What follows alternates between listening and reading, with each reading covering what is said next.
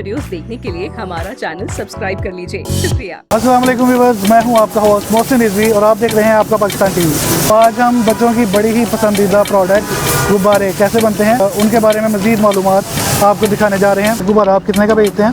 Sir ये 250 के बेचते हैं, वो 300 का डबल वाला बेचते हैं सर। सिंगल वाला 250 का और डबल वाला 300 का। जी सर। चलिए देखते हैं ये गुब्बारे कैसे बनते हैं। सर जी सब तो पहले लैमीनेशन होता है, ठीक है ना। लैमीनेशन कहते हैं। लैमीनेशन सब तो पहले गुब्बारे खिंचना है।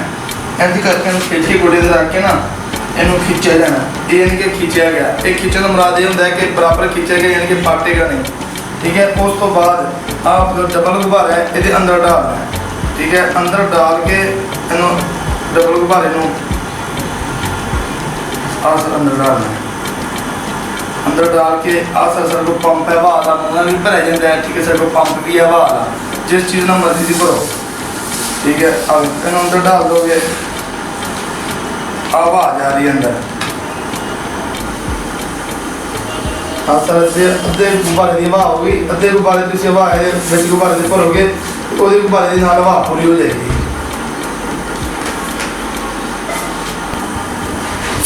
हेलो सर, अब पूरा हो गया, गुब्बारा तैयार हो गया, ठीक है। उस बाद गन की दोनों इकट्ठे फड़ के दोवें इकट्ठे मूँह में फड़ोगे, इन गन मारोगे इस तरीके ये दोवें मूँह में आ जाएंगे। आगे फड़ के दूसरी खिंचना है थले, इन्हें अपने आप थले आ जाना है। ऐसा सब तैयार हो गया डबल गुब्बारा। इंज डब्बी होंगी है सर, आज डब्बी खोलने एक सैल पाया सर, तो सर दूसरा सैल पाया, सर बल गई डब्बी, ठीक है। ऑन ऑफ द बटन है तो सब ऑफ कर दीजिए। ऑफ करके सर सीधा कर दो, सीधा करके सर उस तो अलावा आप फड़ के तार सीधी करनी है। सर तार सीधी हो गई, ठीक है सर। तार सीधी हो गई, देखो सर मार के देखिए। सर ना तार सीधी हो गई, तार सीधी होगी सर। सर अलग अलग होंगे पीस, ऐसे मैं पैप होंगे आप अगे होंगे सर। आप इनू पा के इंज खिंचना उत्ते, सर इनू पा के सर अगे चढ़ा के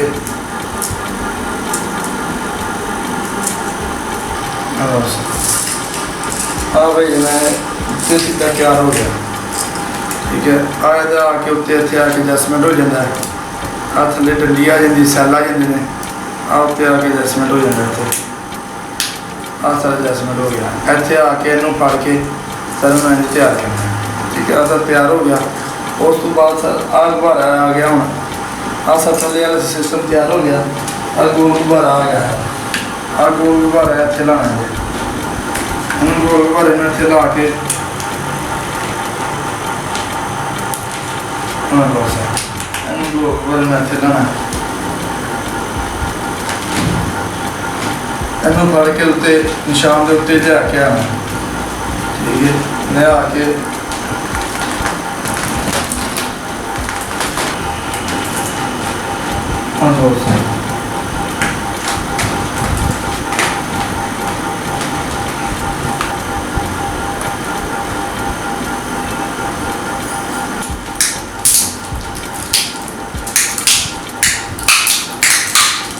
ठीक है। ये सर पीस तैयार हो गया मुकम्मल। तो व्यूअर्स कैसी लगी आपको ये वीडियो? हमें कमेंट सेक्शन में अपनी कीमती राय से ज़रूर आगाह कीजिए और ऐसी मज़ीद इंटरेस्टिंग वीडियोस देखने के लिए देखते रहें आपका पाकिस्तान टीवी।